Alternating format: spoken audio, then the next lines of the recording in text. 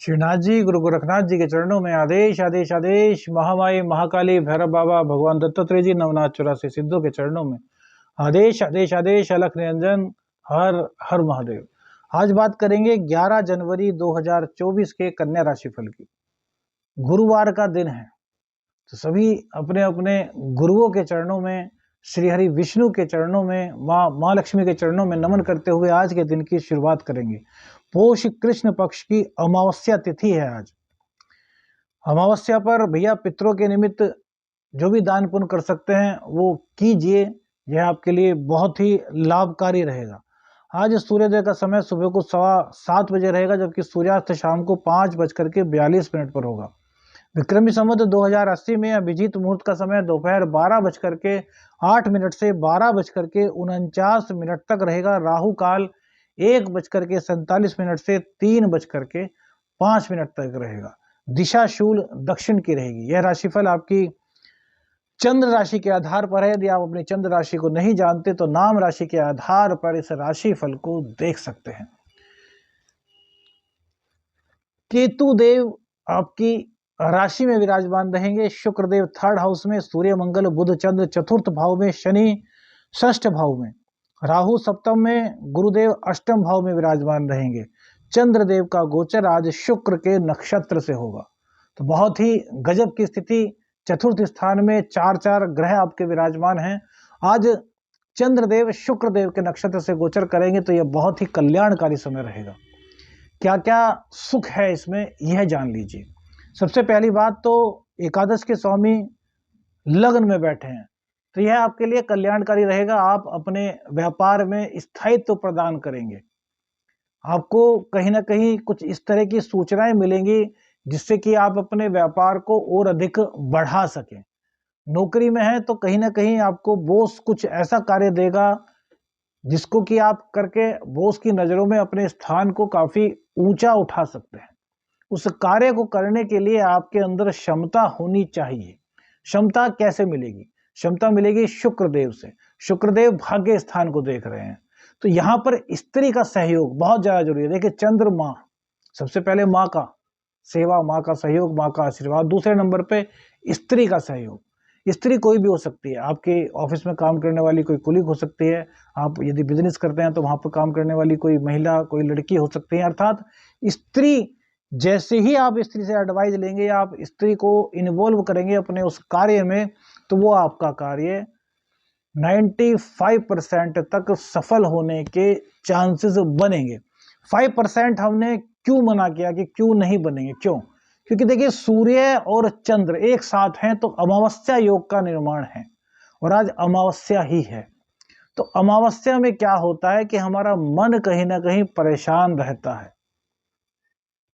जिनका कुंडली में चंद्र पीड़ित होगा वो लोग आज के समय अमावस्या के दिन काफी परेशान रहेंगे। अमावस्या से 1-2 दिन पहले बोधरेशन उनको हो जाएगी, डिप्रेशन उनको हो जाएगा, अनहोनी की आशंका उनको होने लगेगी, अनचाहा या फिर कहें कि अनजाना डर उनको लगेगा। तो यह आपके साथ हो सकता है यदि आपकी कुंडली में चंद्रदेव पीड़ित होंगे तो। कहीं ना कहीं माँ के स्वास्थ्य में भी कुछ दिक्कत आपको आज देखने को मिलेगी, क्योंकि सूर्य और चंद्र एक साथ हैं। पिताजी का स्वास्थ्य हल्का सा खराब हो सकता है। पिताजी के स्वास्थ्य में ज्यादा दिक्कत नहीं, लेकिन माँ के स्वास्थ्य में कहीं ना कहीं आज गिरावट देखी जाएगी।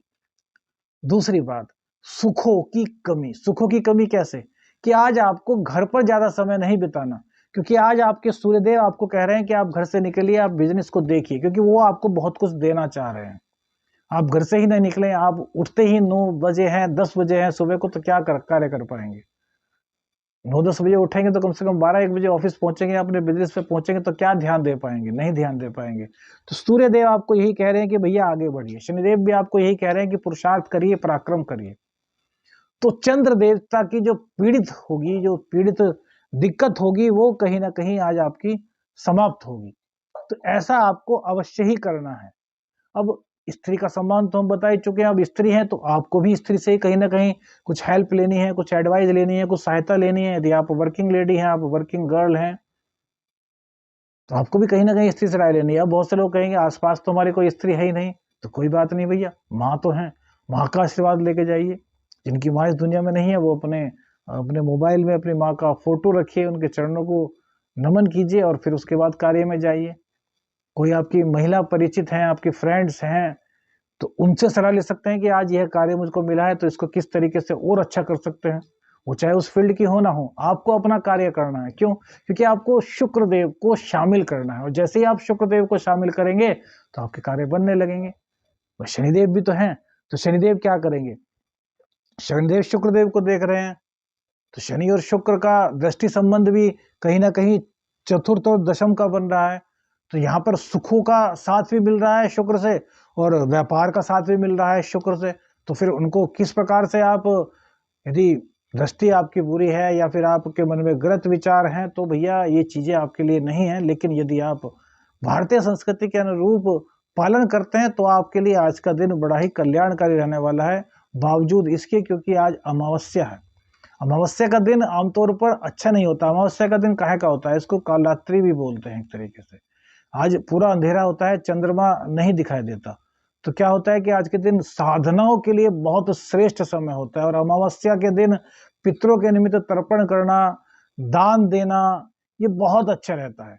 तो दान दीजिए आप पितरों के निमित्त, दान दक्षिणा दीजिए, ब्राह्मण को दीजिए, जो असहाय हैं उनको दान दीजिए। मतलब जितना अपने मन से, जितना आपकी सामर्थ्य है उतना आपको दान पुण्य करना चाहिए। पूजा को अधिक बढ़ा देना चाहिए। पितृ स्थान आपके आसपास ही है, दूर नहीं है, क्योंकि दूर जाने में तो फिर आप कहेंगे कि नौकरी है, व्यापार है। खैर वो एक तरीके से बहाना होता है, क्योंकि मैनेज तो हर चीज की जा सकती है भैया, यदि कुछ पाना है। लेकिन हम फिर भी कहते हैं जिन लोगों का पितृ स्थान पास में है वो जाइए अपने पितृ स्थान पर, दीपक जलाइए और वहां पर एक गिलास, मतलब एक गिलास से मेरा मतलब है कि पावर दूध और 4 पेड़े अवश्य अपने पितरों को अर्पित कीजिए। इससे भी आपको पितृ कृपा मिलेगी और जो कुंडली में यदि पितृ दोष होता है तो वो समाप्त होगा। पितृ दोष नहीं है तो पितरों की अपार कृपा आपको मिलेगी। अमावस्या पर यह उपाय करते रहिए। अमावस्या के दिन पीपल पर भी जल चढ़ाना अच्छा माना जाता है। लेकिन खैर हम उन चीजों में नहीं पड़ रहे, हम राशिफल बता रहे हैं। तो राशिफल के हिसाब से दान पुण्य करते रहिए।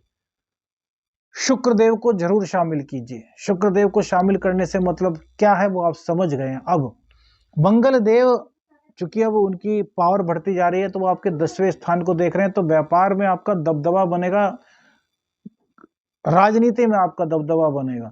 तो इसको स्ट्रॉन्ग करने के लिए आपको क्या करना है कि आपको अपने अंदर ईगो नहीं आने देनी, अर्थात गुस्से से आपको बचना है। क्योंकि मंगल देव की चतुर्थ दृष्टि भी सप्तम भाव पर पड़ रही है, तो यह आपके दाम्पत्य जीवन को भी कहीं ना कहीं दिक्कत में डालेगी। पति या पत्नी किसी ना किसी की तबीयत डाउन हो सकती है, खराब हो सकती है, क्योंकि अमावस्या भी तो है ना, चंद्र भी पीड़ित हो गए और राहु का भी पूरा प्रभाव पड़ेगा, क्योंकि वो आपके लग्न को देख रहे हैं सप्तम में बैठ करके, तो दाम्पत्य जीवन में भी कहीं ना कहीं दिक्कत कर रहे हैं। वही केतु की दृष्टि पंचम भाव पर है, तो केतु की दृष्टि पंचम भाव पर होने से कहीं ना कहीं प्रेम में थोड़ी सी दिक्कत आपको होगी। हालांकि वो चीजें सब सामान्य है, वो आपको ज्यादा परेशान नहीं करने वाली, क्योंकि शनिदेव आपका साथ दे रहे हैं। शनिदेव पर एक जो वीडियो बनाई है हमने, जो कुंजी बनाई है, जो कन्या राशि की जीवन की कुंजी की वीडियो बनाई है, उस वीडियो को भैया बिल्कुल देखना मत भूलिए। अगर आप उसको भूल जाते हैं, उसको आप स्किप कर देते हैं, तो आप बहुत कुछ खो देंगे। बड़ी मेहनत के बाद वो वीडियो हमने बनाई है, उसमें हर चीज हमने आपको बताई हुई है कि किस प्रकार से आप इस साल उन्नति कर सकते हैं। अब देखिए गुरुदेव अष्टम में चले गए, तो थोड़ा सा आप धर्म से जुड़िए, पुण्य कीजिए, साधनाओं से जुड़िए, सप्तम भाव आपका मजबूत हो जाएगा, क्योंकि गुरुदेव अष्टम में और शनिदेव की दृष्टि भी वहीं पर है। तो शनि और गुरु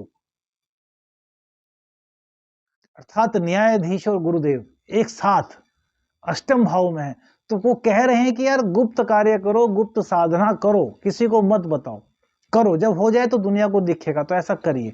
ऐसा करने से क्या होगा कि आपके जीवन का एक तो उद्देश्य आपको मिलेगा, आपके जीवन में जितनी दिक्कतें हैं, जितनी समस्याएं हैं, जितनी परेशानियां हैं, वो धीरे धीरे करके समाप्त हो जाएंगी। अब बुध देव यहाँ पर आ गए, तो बुध देव आपके व्यापार को बढ़ाएंगे, क्योंकि आते ही अपना असर देना शुरू करते हैं। हालांकि इनकी डिग्री अभी बहुत कम है, बुधायित्व योग है, और 15 तारीख में सूर्यदेव भी यहाँ से चेंज हो जाएंगे। तो यहाँ पर बुध देव की पूरी चलेगी, क्योंकि मंगल देव भी बुध के सामने कुछ ज्यादा नहीं करते, क्योंकि युवराज हैं वो, जो युवराज के सामने सेनापति अपनी ज्यादा नहीं चला पाते। तो यहाँ पर बुध देव की बहुत अधिक चलेगी, इसलिए हम कह रहे हैं कि बुध को मजबूत कीजिए। बुध को मजबूत करने से शुक्रदेव अपने आप मजबूत होंगे। तो हरी घास पर 6 मिनट चलिए, इससे आपके व्यापार में तरक्की होगी, आपका जो लग्न है वो मजबूत होगा। यदि कोई शरीर में बीमारियां हैं तो वो दूर होंगी, कोई अब तक स्किन संबंधी प्रॉब्लम थी, मुंह संबंधी प्रॉब्लम थी, गालों संबंधी प्रॉब्लम थी, तो वो आपकी कहीं ना कहीं दूर होंगी। तो बुध को मजबूत कीजिए। 6 मिनट के लिए आप चलना शुरू कर दीजिए। बहुत से लोग कहते हैं सुबह को वक्त नहीं मिलता, सुबह को ठंड होती है, दोपहर में कर लीजिए, शाम में कर लीजिए, किसी भी वक्त कर लीजिए। हमारा कहना है कि बुध से जुड़िए। जो नहीं कर सकते, जो वृद्ध हैं, वो गणेश जी को दूर्वा घास अर्पित कीजिए। तो बुध को मजबूत करने से आपके अंदर की जो नकारात्मकता है वो दूर होगी, सकारात्मकता जागेगी। क्योंकि बुधदेव चतुर्थ स्थान में बैठे हैं तो सुखों की प्राप्ति आपको होगी। और माँ का आशीर्वाद लेना बिल्कुल मत भूलिए भैया, क्योंकि चतुर्थ स्थान में 4 ग्रहों की उपस्थिति है और यही कह रही है कि माँ बाप की सेवा कीजिए। शुक्र की दृष्टि नवम भाव पर होना, पिताजी का सम्मान कीजिए, पिताजी से सलाह लेकर के सब काम कीजिए। पिता का आशीर्वाद, माता का आशीर्वाद और साथ में शुक्रदेव, आपकी पत्नी है, आपकी प्रेमिका है, आपकी फ्रेंड्स हैं, तो उनका आशीर्वाद लीजिए। अब पत्नियों के लिए क्या है, तो पत्नी कोई ना कोई अपनी फ्रेंड्स की सलाह लें, अपनी माँ की सलाह लें। माँ में भी भैया यह डिफरेंस मत कीजिए कि सासू माँ या फिर अपनी माता जी। अब सास के अपने ससुर की अपने पिताजी, तो वो माता पिता और सास और ससुर दोनों समान है। वो आपके जन्मदाता हैं और ये आपके पति के जन्मदाता है। और शास्त्रों के हिसाब से भी वो उनका जो हक है वो उनसे ज्यादा आप पर बनता है। तो डिफरेंस मत कीजिए। पिताजी ससुर, माताजी सासू, उनकी सलाह लीजिए। वो आपको कहीं ना कहीं आशीर्वाद जो देंगे उससे आपके जीवन में सफलता आएगी। आदेश आदेश अलख निरंजन, हर हर महादेव।